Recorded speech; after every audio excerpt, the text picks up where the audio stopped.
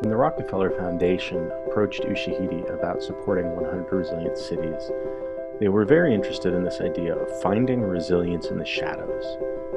And what they meant by that was that even the most well-intentioned program or initiative is still going to miss certain groups, individuals in a city. And those are often going to be groups that are marginalized and whose voices aren't heard. So they wanted to use Ushahidi's expertise and tools to try and surface those voices. Semarang is a city that faces a lot of challenges, many of them related to climate change. There's a variety of different types of floods, and these floods cause damage. And during the rainy season, some of these pools of water can block access to markets or block off transportation routes through town. They also become breeding grounds for vector-borne disease. But even while it faces these challenges, Semarang is a city that has amazing diversity.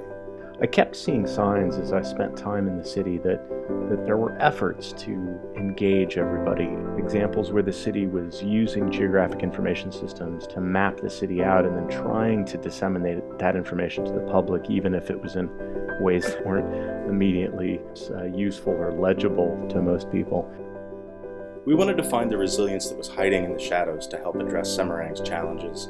In order to try and do this, I've spent as much time as I can in the cities where we're working, really walking the city streets, because it takes a lot of time to build relationships with communities and to sort of be admitted into the shadows to see what's going on.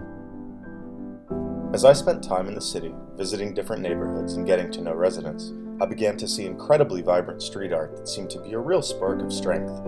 I was somewhat surprised to see that it echoed ideas promoted by 100 Resilient Cities, such as convening diverse stakeholders and greater citizen participation. I wanted to try and connect with whoever was creating these and discovered a Twitter handle associated with one of the logos I'd seen. I sent them a tweet, not expecting much, but to my surprise, got a response almost immediately. When I arranged a meeting, it turned out to be not just an artist, but a whole collective that was focused on urban issues and was looking for a way to be more engaged with decision-making about their city. When I first sat down to talk with Collective Hysteria, they were amazed that I was even there. And they said, "You can't believe how excited we are that the Rockefeller Foundation is here." We as a group have changed, and we want to focus on the needs of the community now. We want to help these needs be met. And the problem is we just didn't know how to connect to government. And this 100 Resilient Cities, this is what we've been waiting for. We don't have public area, so they make their strategy to make their own public spaces, and it's work.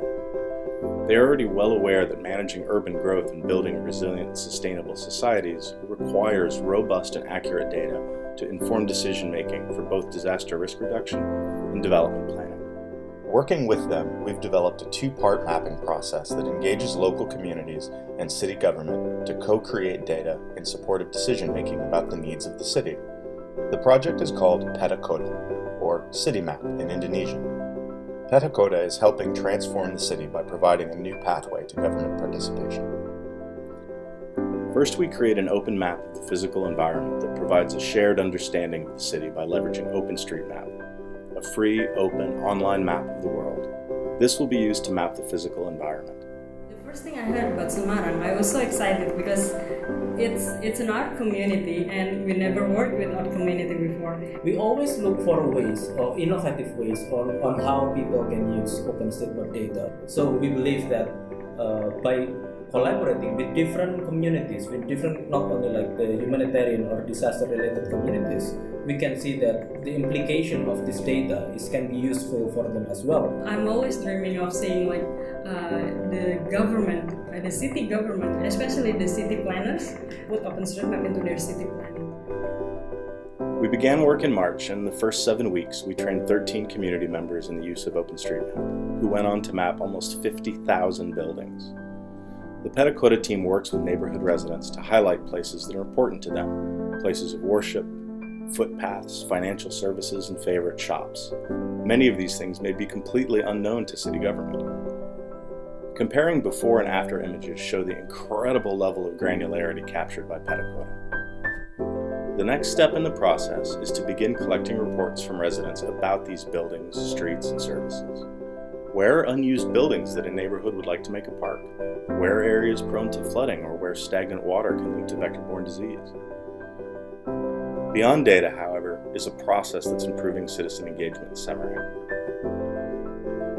Our event, our project is the good reason to make their own village more better than before.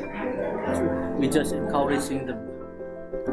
Pedakota provides an engaging and innovative opportunity for citizens to work with government officials for a better shared understanding of Semarang's neighborhoods. It is this process of shared data creation that provides a foundation for greater participation. As Pedakota moves forward collecting citizen reports, they will have already established relationships with city leaders who support their work. We need to tell this story because it shows the value of groups like Collective Hysteria, who are often not taken seriously as a stakeholder in the resilience conversation. This is the story of an artists' collective that is producing high-quality, actionable geographic data that city officials can use. This story highlights their work and brings legitimacy to the way that they are engaging communities. It's also the story of Ushahidi, a company that needs support to create more programs that help implement the use of our open source software.